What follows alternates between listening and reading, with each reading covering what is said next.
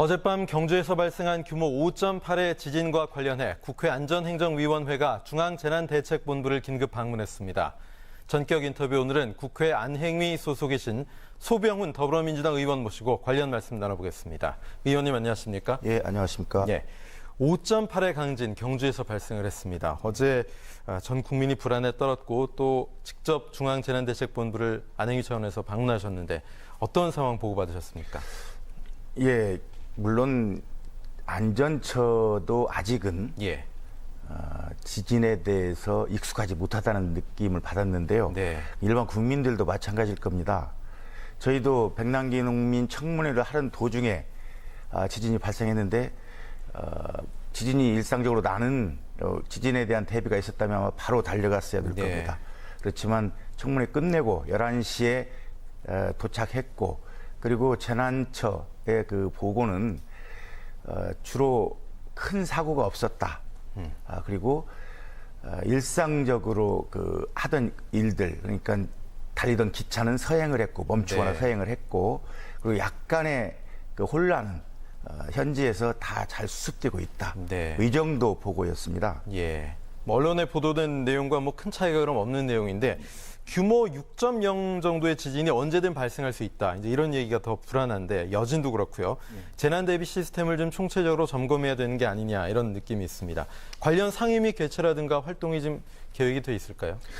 예, 어제 보고를 받고 나오면서 물론 이제 저희 안행위 의원들끼리도 얘기를 했지만 앞으로 그 국정감사에서 재난안전처의 그 지진 대비 상황을 좀 더 면밀하게 파악을 해야 되겠고 그리고 좀 더 현실성 있는 대비책을 안전처에서 국민들에게 전할 수 있도록 그런 그 이야기를 나눴습니다. 그리고 바로 안전행정위를 열어서 거기에 대한 각 당의 의견들을 좀 조율하기로 그렇게 했습니다. 그렇군요.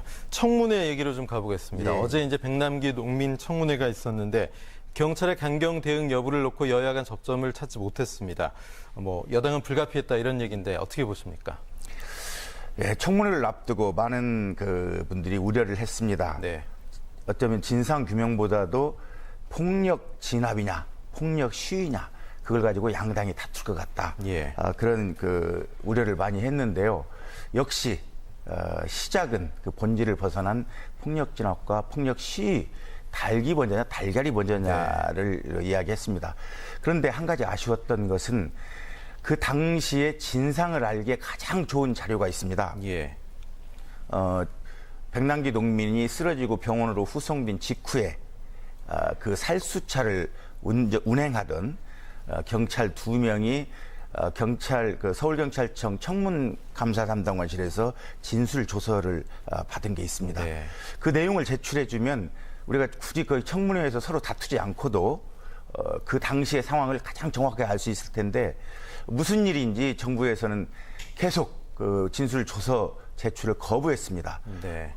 그게 우리 청문회법에도 위반될 텐데 그래서 가장 아쉬운 게 그 진술조서, 청문감사관실에 진술조서를 제출하지 않은 것이고, 그 다음에는 이제 그 의견이 거기에 나와서 증인으로 나온 분들이나 참고인 분들의 그 서로의 의견이 엇갈리는 게 많았습니다. 참 어렵다.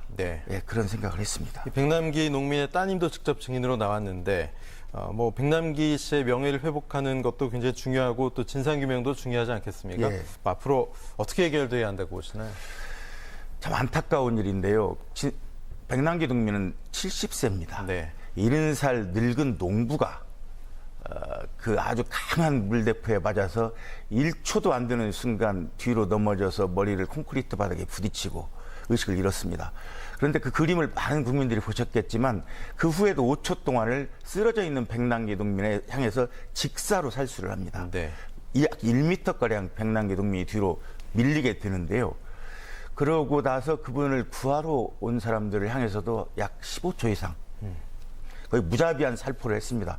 그런데 그 다음 날부터 언론 보도는 백남기 농민을 마치 전문 시위꾼 그런 식으로 보도를 했는데 실은 백남기 농민은 지난 대선 때 박근혜 후보가 공약했던 쌀 수매가 20만 원을 보장하라는 요구를 하기 위해서 올라온 겁니다. 그래서 광화문 시위 전에 3시에 서울역에서 농민들의 집회가 있었습니다. 네. 수매가 보장을 요구하는 그런 집회인데요.